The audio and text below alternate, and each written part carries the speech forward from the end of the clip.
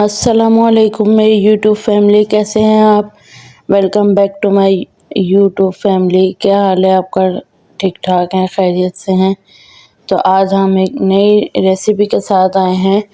आज बहुत ही मज़ेदार हम जो है लौकी बना रहे हैं। लौकी का भुर्ता बहुत ही मज़े का लग रहा होता है, बहुत अच्छा होता है और जो है खाने में भी बहुत ही अच्छा होता है। इसकी तासीर भी ठंडी होती है और जो है वैसे भी सुन्नत है, तो लौकी खानी चाहिए आपको। तो हम बहुत ही मज़ेदार लौकी का भुर्ता बना रहे हैं, तो आप लोग भी खाएं। इसके बहुत से फ़ायदे भी हैं।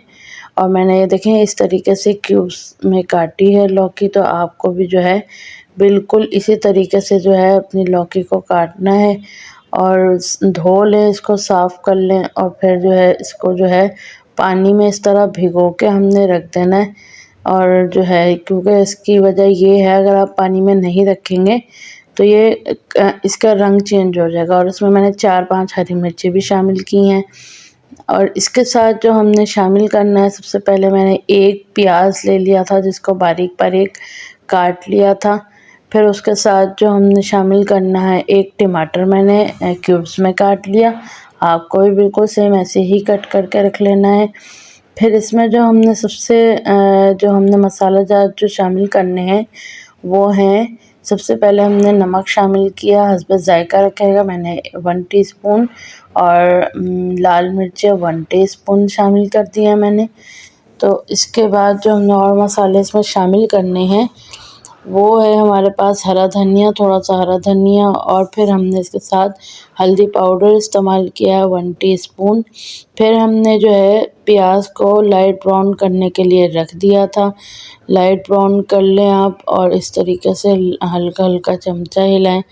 और जब लाइट ब्राउन हो जाए प्याज आपके, तो उसमें आप सबसे पहले टमाटर को शामिल कर दें और इसको थोड़ा सा आप भूनें टमाटर डालने के बाद, क्योंकि फिर टमाटर और प्याज के थोड़ा जायका आ जाता है भूनने के बाद। फिर हम इसमें मसाले शामिल कर देंगे, अपने तमाम जितने भी मसाले हैं वो शामिल आप इसमें कर दें।